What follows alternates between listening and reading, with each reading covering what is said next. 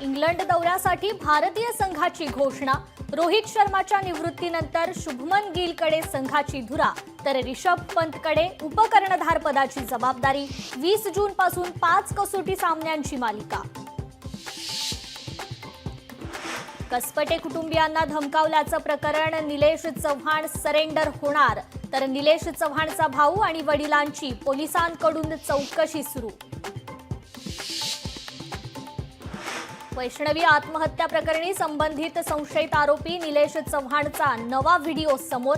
कंबरेवर बंदूक ठेवत नाचतानाचा video viral.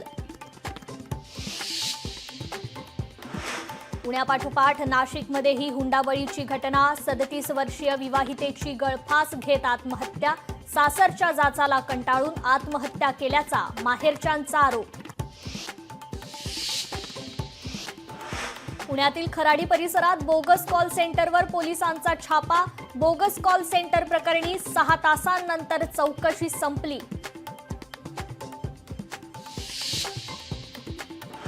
महापालिका निवडणुकीच्या पार्श्वभूमीवर शिवसेना ॲक्शन मोडवर। विकास कामं करण्यासाठी पालिकेच्या माध्यमातून 2 कोटींचा निधी उपलब्ध करून देण्याची लगबग, सूत्रांची माहिती।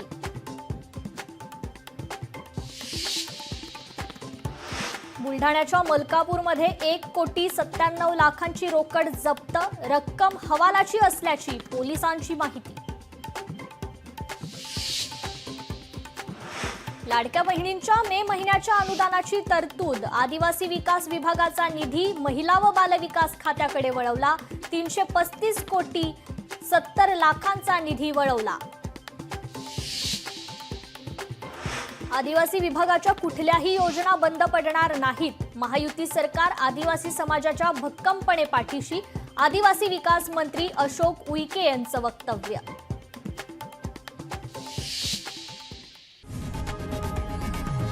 लोकशाही मराठी ऐका, पहा, जागरूक रहा।